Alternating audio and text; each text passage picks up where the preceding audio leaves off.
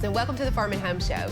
This week we're going to be visiting with Dr. Paul Vincelli. He's with the University of Kentucky, Extension Plant Pathologist there. Good morning, Paul. Good morning. Glad to see you. Well, I'm glad you're here today because you're going to kind of help us unveil the science or the mystery behind GMOs. Good. That's the idea. Exactly. Yeah. So for our viewers who might not know exactly what GMOs even are, can you explain what they are? Well, yeah, I sure can, and I've got some displays to use. So if with your consent, okay. One of the things I like to do with audiences when I talk about genetic engineering or GMOs, same thing, is take a piece of an apple. Now this is a non-GMO apple. Okay.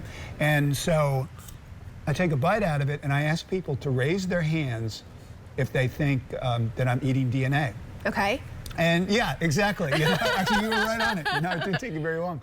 And so, but you know, people were a little surprised by the question, and eventually, at least a few people raised their hand and said, well, yeah, you're eating DNA, because every food that we eat has DNA.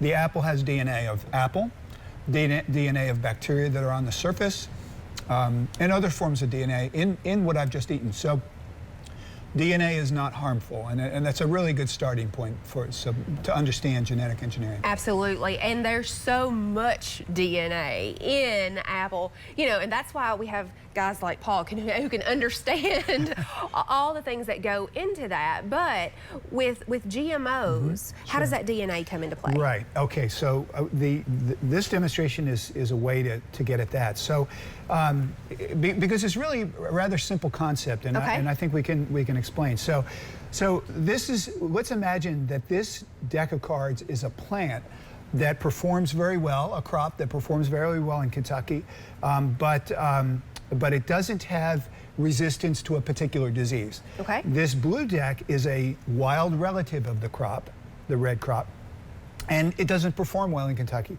but it happens to have a single gene, the 5 of diamonds, that will give it this plant resistance. So one way we could get that 5 of diamonds in there is to do what's called hybridization or crossing.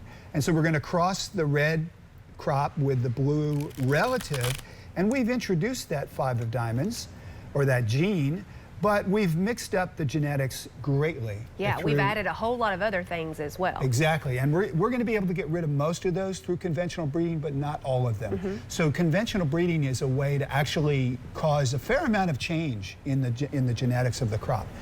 So in contrast, let's take this situation where we have the crop that we're very interested in that's still susceptible. We have this wild relative which has that one gene that we're interested in. We don't care about the rest. So with genetic engineering, we simply take that gene in the laboratory, and instead of mixing in everything together, we put that one gene into the crop. And so we both forms of breeding are useful. It's still useful to do hybridization like we see here. But if we want a more precise way to introduce a gene, then genetic engineering is the way to go, because we've only introduced one gene through this process. And we've solved the problem of the disease resistance. Exactly. And so tell me about time frame, okay? So this is more precise, but is this more timely? Yeah, actually, no, it takes less time typically to do what you saw with genetic engineering.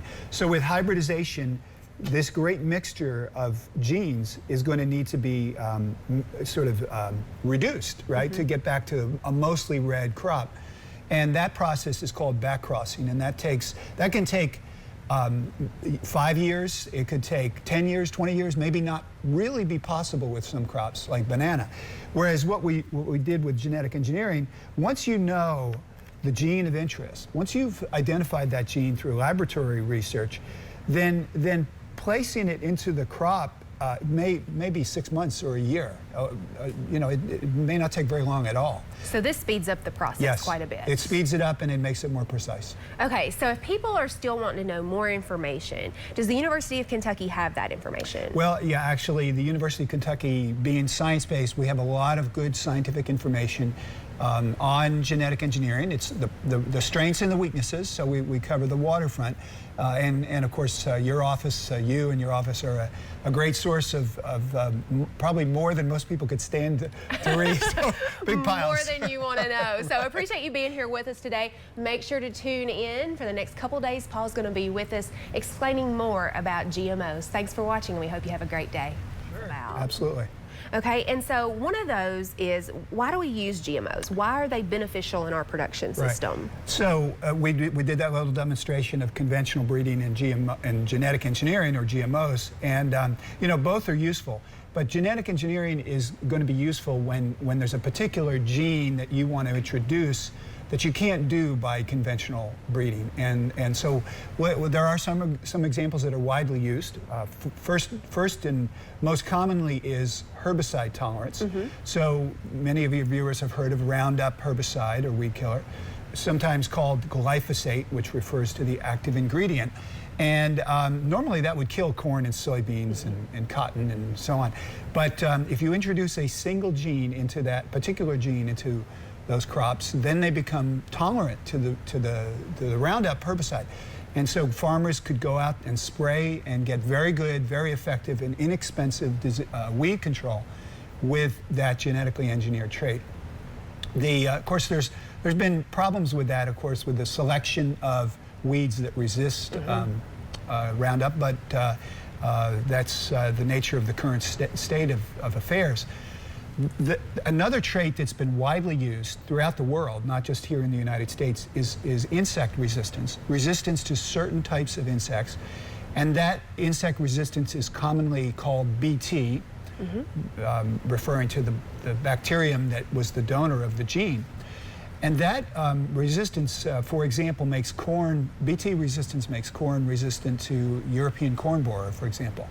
And that has been remarkably successful in reducing insecticide use on crops throughout the world. It's really been a great benefit in that way. So those are some of the things that sort of are common, but there are other applications as well. Absolutely. And so usually a GMO is created because there's a particular problem that we're trying to solve. Yes. Absolutely. So for example, now there are many genetically engineered traits that are sitting in the scientific literature. They're not being commercialized yet. I someday hope they are, because they're really good. For example, I'm a plant pathologist. I study plant disease.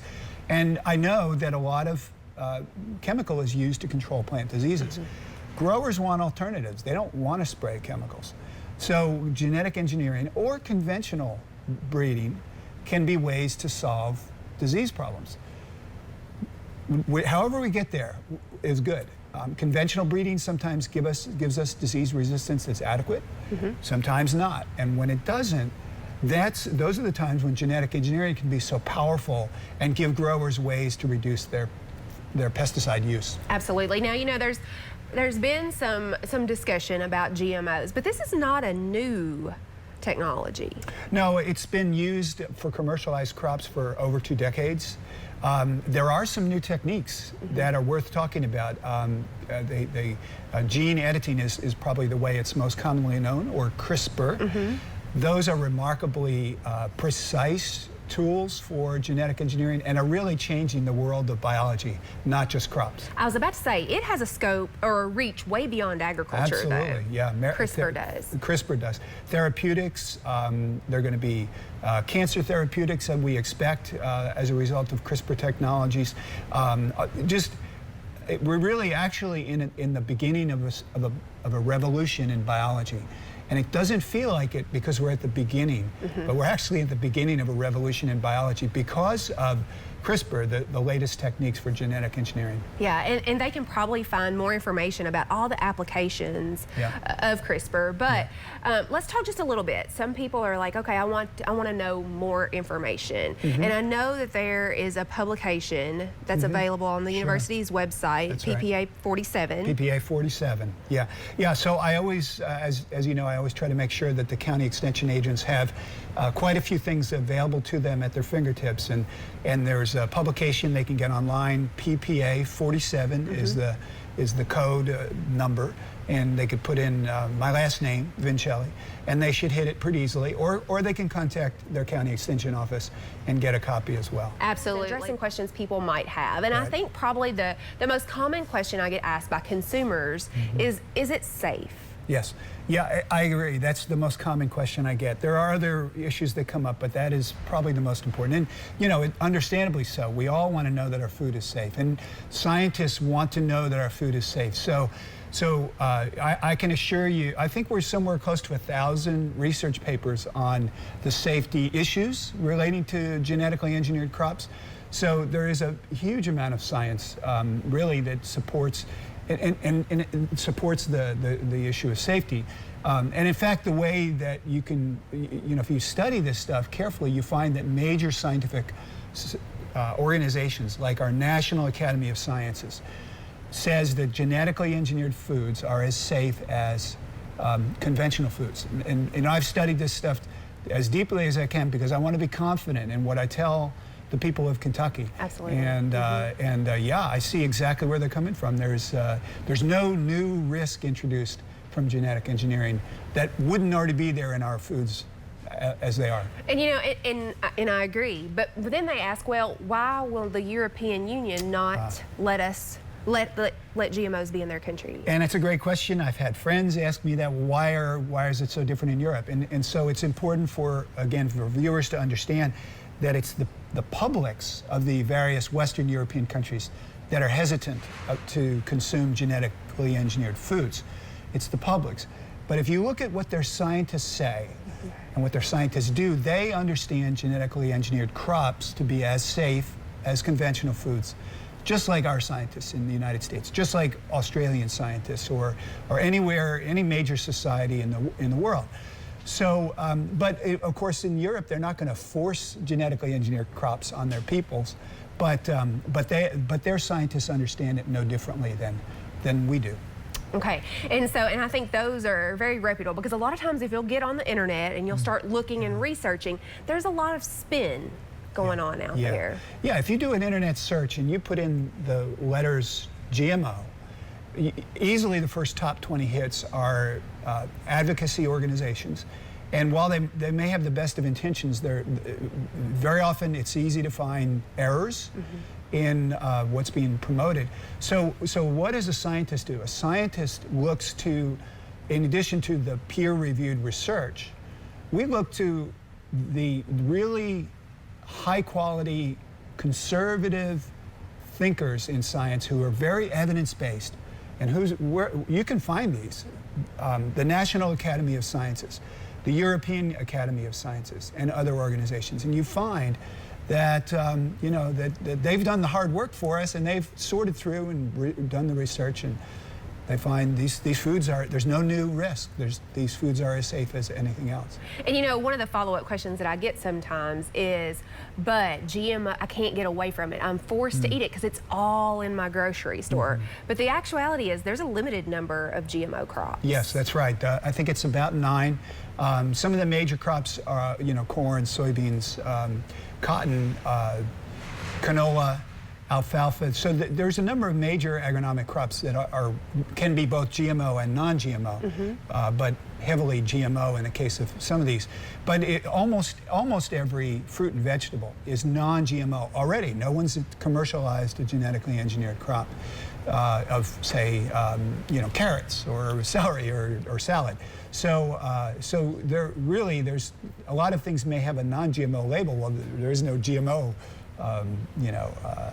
Cauliflower. So. Yeah, doesn't exist. Doesn't exist. No one's commercialized it. Yeah, but it is marketing because Yes, a consumer might feel safer when they're buying that. But just to know the facts, there's only a limited number that we eat. That's right. And one of the things that we did that little demonstration where with hybridization, we mixed all those genes together. With genetic engineering, we just put in one gene, and that helps us understand we're actually doing less to the plant through genetic engineering than we are with conventional breeding. And isn't it great that science, we can choose one individual thing and insert it very precisely into a plant and solve a lot of problems. Pretty amazing. So appreciate the work that you've done. If you have questions, make sure to contact us. Thanks for watching and have a great day. If you have questions about today's topics, please call the Warren County Extension Office at the number on your screen. Thanks for watching and have a great day.